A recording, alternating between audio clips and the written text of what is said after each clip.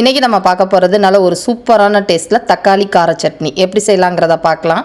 இந்த சட்னி இட்லி, தோசை, வடை, அதே மாதிரி பஜ்ஜி, சப்பாத்தியோட சாப்பிட்றதுக்கு ரொம்பவே நல்லாயிருக்கும். இப்போ செஞ்சுருக்கிற மெத்தடில் செஞ்சு வச்சுக்கிட்டிங்கன்னா இந்த சட்னி ஒரு 5லேருந்து 10 நாள் ஃப்ரிட்ஜில் ஸ்டோர் பண்ணிக்கலாங்க. ரொம்பவே நல்லாயிருக்கும். இப்போ வாங்க இதை எப்படி செய்யலாங்கிறத பார்க்கலாம். Hello friends, welcome to Gomathi's kitchen. Gomathi's கிச்சனை சப்ஸ்கிரைப் பண்ணாதவங்க சப்ஸ்கிரைப் பட்டனை ப்ரெஸ் பண்ணிக்கோங்க. உடனுக்குடனே அப்டேட் வேணும் அப்படின்னா பக்கத்தில் இருக்க பெல் பட்டனில் ஆல்ங்கிற ஆப்ஷனை மறக்காமல் ப்ரெஸ் பண்ணி வச்சுக்கோங்க.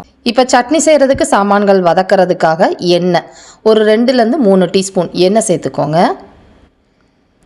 எண்ணெய் காஞ்சதுக்கு அப்புறமா இதில் பூண்டு பல் ஒரு 8லேருந்து 10 பல் பூண்டு சேர்த்துக்கோங்க. இப்போ இதுலேயே இந்த சட்னிக்கு தேவையான காரத்துக்கு வரமிளகாய் நான் வந்து 2 விதமான மிளகாய் எடுத்திருக்கேங்க. ஒன்று வந்து காஷ்மீரி மிளகாய், இதில் காரம் கம்மியாக இருக்கும், ஆனால் வந்து பார்த்திங்கன்னா நிறம் நல்லாயிருக்கும். அடுத்ததாக வந்து ஒரு 10 வரமிளகாய் சேர்த்துருக்குறேன்.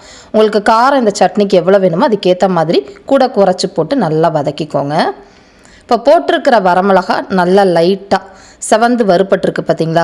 இந்த அளவுக்கு வறுப்பட்டதுக்கு அப்புறமா இதில் வெங்காயம் சேர்த்துக்க போகிறோம்.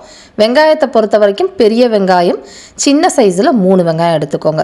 பெருசாக இருக்குது அப்படின்னா 2 வெங்காயம் சேர்த்துக்கிட்டிங்கன்னா சரியாக இருக்கும். இப்போ இந்த வெங்காயத்தையும் போட்டு இது நல்லா வேகிற அளவுக்கு வதக்கிக்கலாம். இப்போ போட்டிருக்கிற வெங்காயம் இந்த அளவுக்கு வதங்கி கண்ணாடி மாதிரி வந்திருக்கு இல்லையா? இந்த அளவுக்கு வதங்கினா போதும், செவக்க வேண்டாம். இப்போ இந்த சமயத்தில் புளி சேர்த்துக்க போகிறோம். புளியோட அளவுன்னு பார்த்திங்கன்னா ஒரு சின்ன நெல்லிக்காய் அளவுக்கு புளி எடுத்துக்கோங்க. இப்போ இந்த புளியோடய நம்ம தக்காளியும் சேர்க்க போகிறோம். தக்காளியிலையும் புளிப்பு இருக்கும், இருந்தாலும் புளி போடுறப்ப தான் இந்த சட்னி நல்லா இருக்குங்க. அந்த சுவை வந்து அது கொஞ்சம் வதங்கின உடனே தக்காளி எந்த சைஸில் நீங்கள் வெங்காயம் எடுத்தீங்களோ அதே சைஸில் தக்காளி இருந்துச்சுன்னா 3 தக்காளி சேர்த்துக்கோங்க.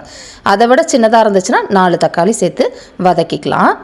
இந்த தக்காளி வதங்கிக்கிட்டு இருக்கப்போ இந்த சட்னிக்கு தேவையான அளவு உப்பு 1லேருந்து 1.25 டீஸ்பூன் அளவுக்கு டேபிள் சால்ட்டு போட்டு வதக்கினீங்கன்னா கரெக்டாக இருக்கும். இப்போ இந்த தக்காளி நல்லா வேகிற அளவுக்கு வதக்கிக்கோங்க.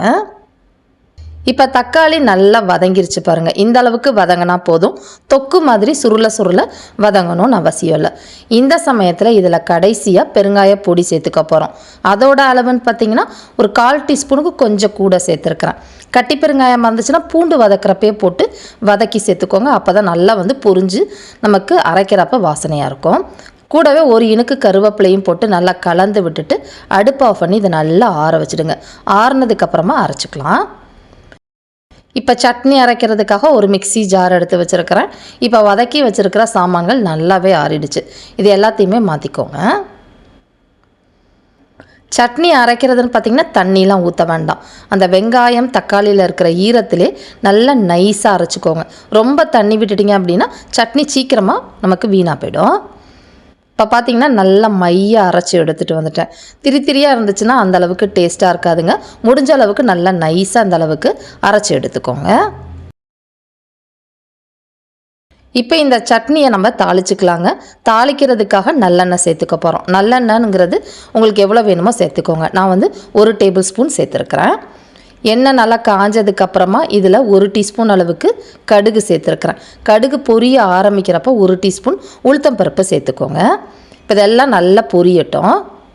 இப்போ இந்த அளவுக்கு பொரிஞ்சதுக்கப்புறமா இதில் ஒரு 3 வரமிளகாவும் கொஞ்சமாக கருவேப்பிலை இலைகளையும் போட்டு பொரிய விடுங்க. அதுவும் நல்லா செவந்ததுக்கப்புறமா அரைச்சி வச்சுருக்கிற சட்னியை சேர்த்துக்கலாம். சட்னியை நீங்கள் உடனே கலந்து எடுத்து வச்சுக்கிட்டீங்க அப்படின்னா 1லேருந்து 2 நாள் வச்சுக்கலாம். நல்லா வதக்கி வச்சுக்கிட்டீங்க அப்படின்னா 5லேருந்து 10 நாள் நீங்கள் ஸ்டோர் பண்ணிக்கலாம். எவ்வளோ நாள் வச்சுக்க போகிறீங்களோ அதுக்கேற்ற மாதிரி நல்லா வதக்கி எடுத்து வச்சுக்கோங்க. நான் வந்து பார்த்திங்கன்னா கரெக்டாக ஒரு 3லேருந்து 4 நிமிஷம் கொதிக்க வச்சுருந்தேன். இந்த கன்சிஸ்டன்சிலே ஆஃப் பண்ணிக்க போகிறேன். இது நல்லா ஆறட்டும். ஆறுனதுக்கப்புறமா ஃப்ரிட்ஜில் ஸ்டோர் பண்ணி வச்சுக்கோங்க. ஸ்டோர் பண்ண போகிறீங்க அப்படின்னா நல்ல ஒரு சூப்பரான தக்காளி கார சட்னி ரெடி ஆகிடுச்சு. இதே மாதிரி அளவுகளோட இந்த சட்னியை நீங்களும் செஞ்சு பாருங்கள். செஞ்சு பார்த்துட்டு எப்படி இருக்குது அப்படிங்கிறத கமெண்ட் பண்ணுங்கள். வீடியோ பிடிச்சிருந்தாலும் கமெண்ட் பண்ணுங்கள். லைக் பண்ணுங்கள், ஷேர் பண்ணுங்கள். மறக்காமல் கோமதிஸ் கிச்சன் சேனலையும் சப்ஸ்கிரைப் பண்ணி வச்சுக்கோங்க. தேங்க்ஸ் ஃபார் வாட்சிங்.